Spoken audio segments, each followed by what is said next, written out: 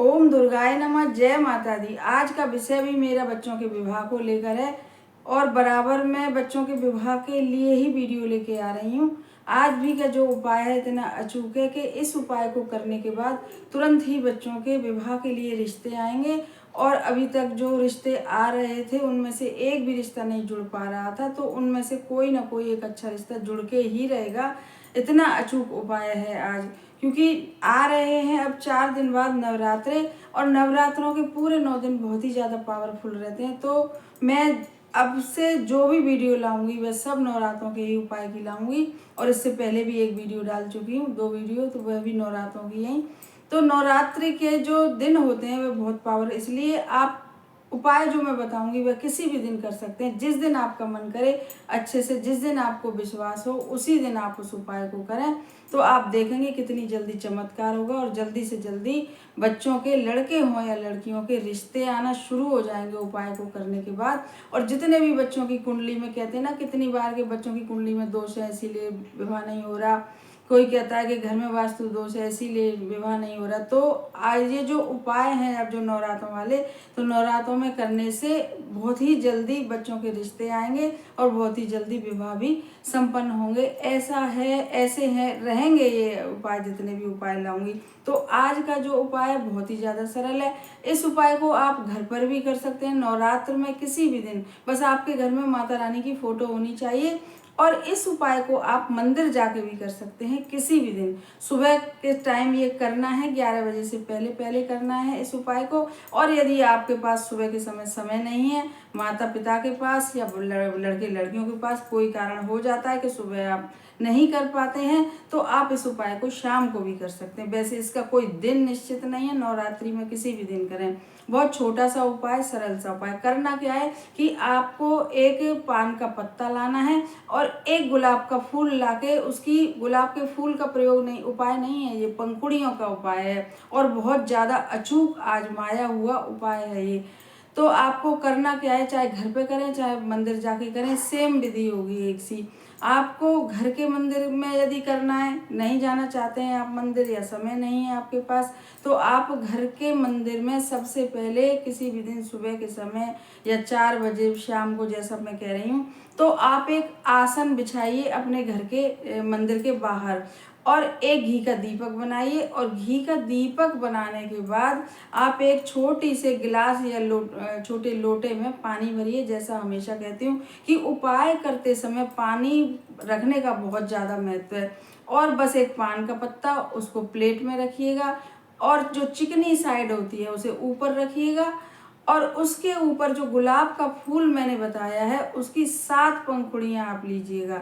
और 7 पंखुड़ियाँ लेने के बाद और 2 लौंग और एक मिट्टी के दिए में थोड़ा सा कपूर, क्योंकि कपूर नवरात्रों में कपूर जलाने का बहुत महत्व है। लौंग बहुत प्रिय है माता रानी को, तो इसलिए आपको 2 लौंग की जरूरत पड़ेगी, एक पान का पत्ता, 7 एकदम साबुत पंखुड़ी उसकी गुलाब के फूल की, और थोड़ा सा कपूर, मिट्टी का दिया।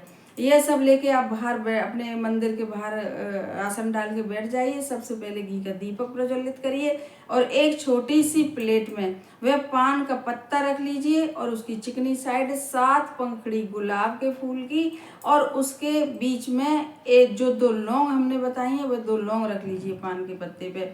और अपने पास घर के मंदिर में एक मिट्टी के दिए में थोड़ा सा कपूर रख लीजिए।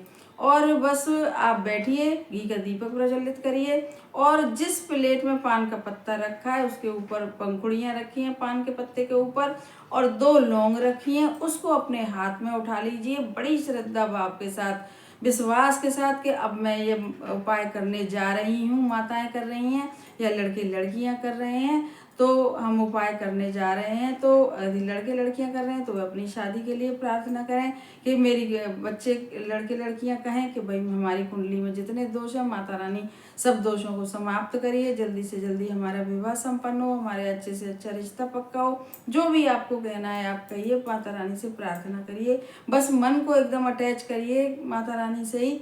और फिर आप देखिएगा कितना बड़ा चमत्कार होगा। और माताएं कर रही हैं तो वो ऐसे बोलें कि हमारे बच्चों के लड़के हों या लड़कियों के पे कृपा करिए माता रानी, उनकी कुंडली में जितने दोष हैं जो भी जैसे भी हैं तो उन्हें सब समाप्त करके बच्चों के विवाह जल्दी से जल्दी संपन्न हो, अच्छे से अच्छा रिश्ता जुड़े।